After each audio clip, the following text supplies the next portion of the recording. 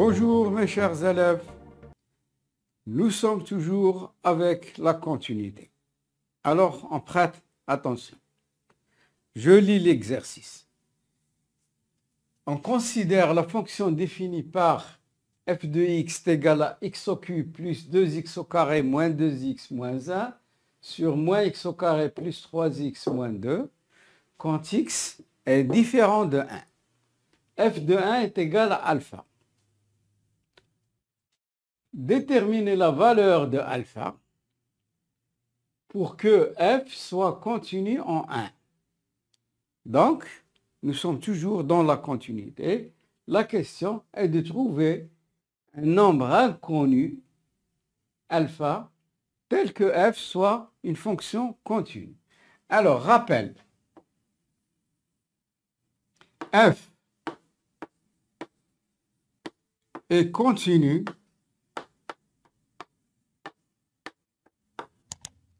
au point 1 si et seulement si la limite de f de x quand x tend vers 1 est égale à f de 1. La définition, elle est très simple. Bien, alors on va commencer.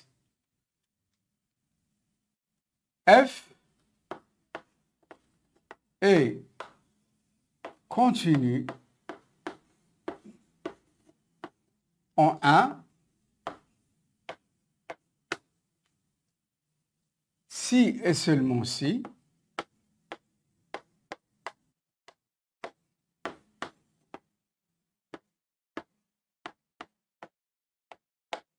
limite de f de x quand x tend vers 1 est égal à f de 1. Bien. Alors, je travaille avec des équivalences. Je remplace limite de f de x. Donc, limite quand x tend vers 1, f de x, c'est quoi? C'est x au cube. Je remplace f de x par son expression. X au cube plus 2x au carré moins 2x moins 1 sur moins x au carré plus 3x moins 2 est égal à f de 1. Qu'est-ce que c'est f de 1? F de 1, c'est alpha.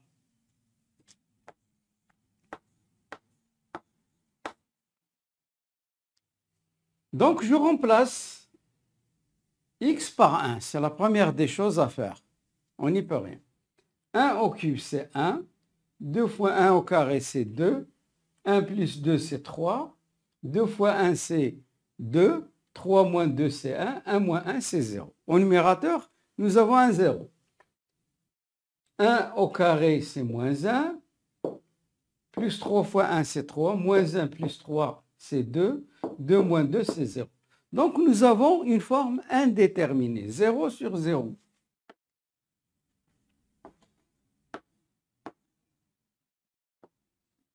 Forme indéterminée. Donc, comme d'habitude, on doit enlever l'indétermination. Pour enlever l'indétermination, il faut simplifier la fraction ou la fonction rationnelle, c'est-à-dire diviser par un même nombre. D'accord?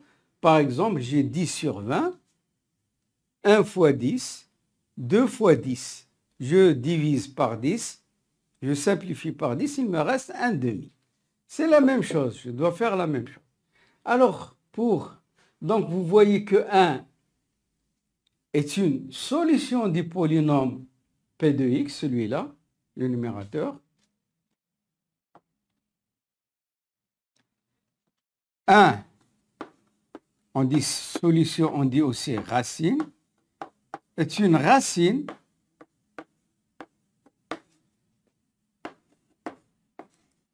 du polynôme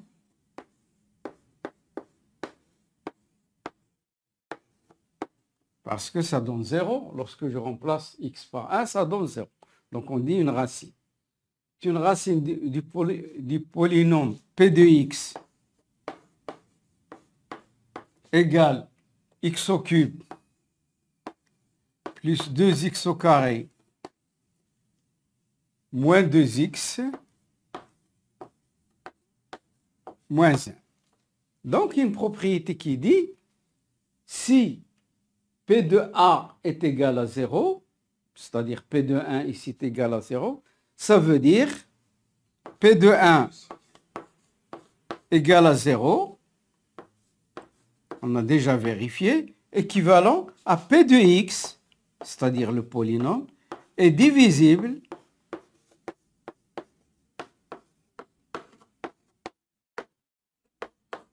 par x moins 1. C'est une propriété qu'il faut retenir par cœur.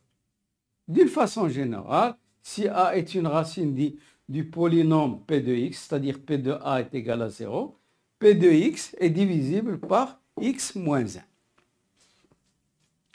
Alors, donc, puisque P de x est divisible par x moins 1, c'est-à-dire il existe un polynôme, tel que je le multiplie par x moins 1, il me donne P de x. Donc, je fais la division euclidienne entre polynômes, vous la connaissez. Donc, x au cube plus 2x au carré moins 2x moins 1 divisé par x moins 1. La division, elle est simple comme celle qu'on faisait avec la division normale ou naturelle.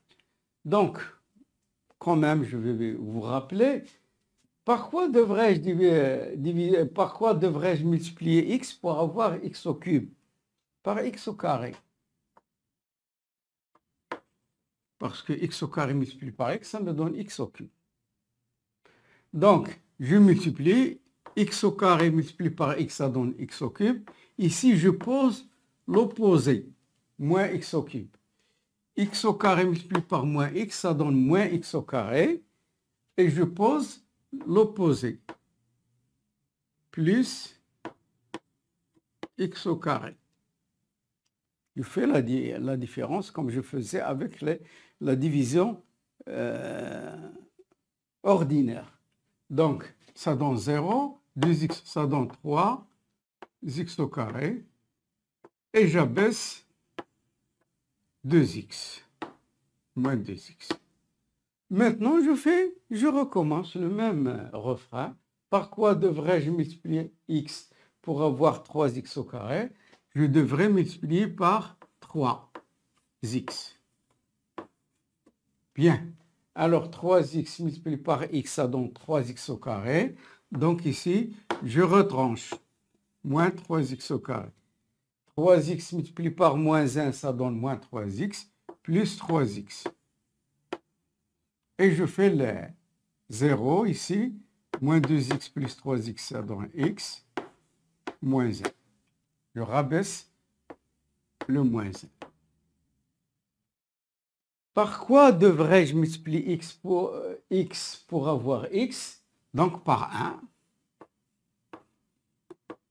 Voilà. 1 fois x, c'est x. Je pose l'opposé ici. 1 fois moins 1, c'est moins 1 plus 1. Bien. Donc, j'ai fait la division. P de x, comme vous voyez ici, j'écris P de x. Je dis par exemple 12 divisé par 3, ça donne 4. 4 fois 3, 12. Donc, c'est la même chose pour les polynômes. P de x s'écrit x moins 1 facteur de x au carré plus 3x plus 1. Donc, je peux remplacer x au cube plus 2x au carré moins 2x moins 1 par ce qui est équivalent limite x moins 1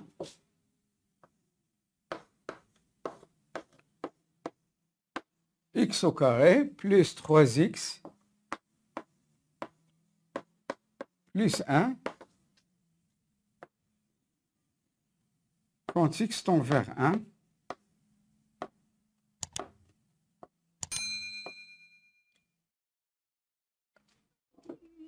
ce trinôme du deuxième degré, lui aussi, je devrais le factoriser. Alors, vous connaissez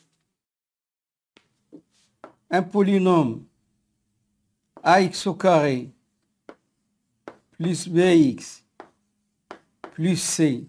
Si je veux le factoriser, ça s'écrit a facteur de x moins x1 facteur de x moins x2. x1 et x2 sont les solutions ou les racines du trinôme du deuxième degré. x1 et x2 sont les racines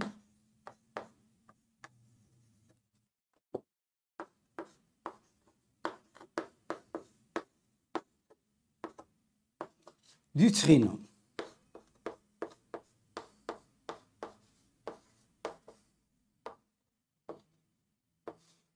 Bien. Alors, comment déterminer? Vous connaissez, par exemple, factorisant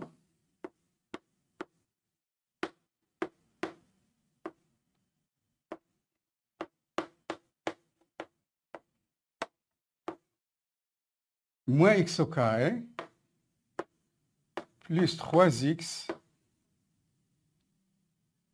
moins 2.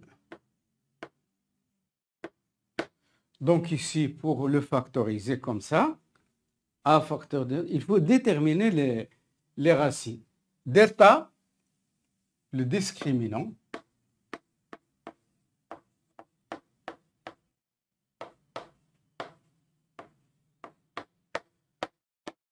delta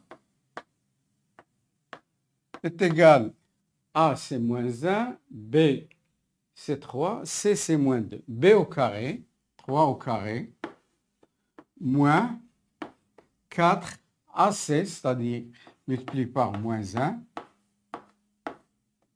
multiplié par moins 2. Donc, si je fais le calcul, ça me donne 9 moins 8. Donc, c'est égal à 1. Je n'ai plus de place. Donc, x1, les racines.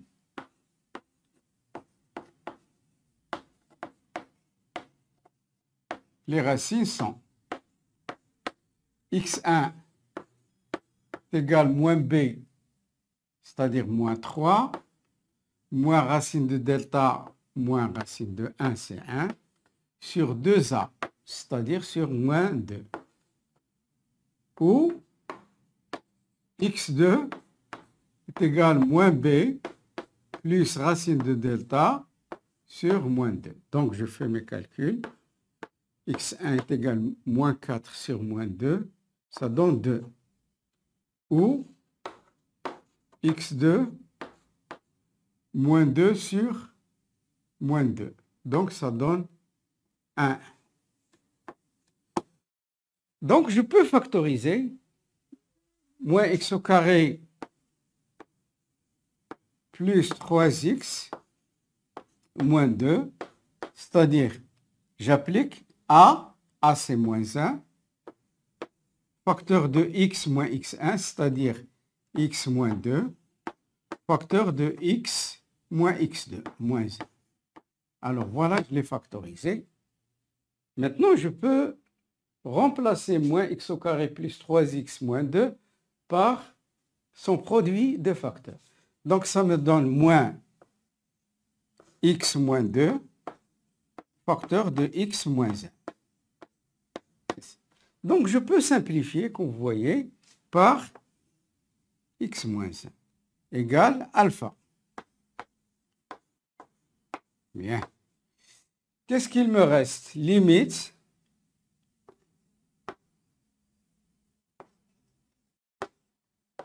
x au carré plus 3x plus 1 sur moins x plus 2 quand x tend vers 1.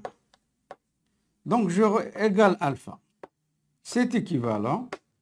Donc, je remplace 1 au carré, c'est 1. Plus 3 fois 1, c'est 3. C'est 4. 4 plus 1, c'est 5. Donc, c'est directement 5 moins 1 plus 2, ça donne 1. Égale alpha. Donc, c'est équivalent. Alpha est égal à 5. Donc, pour que f soit continu au point 1 d'abscisse 1, il faut que alpha soit égal à 5.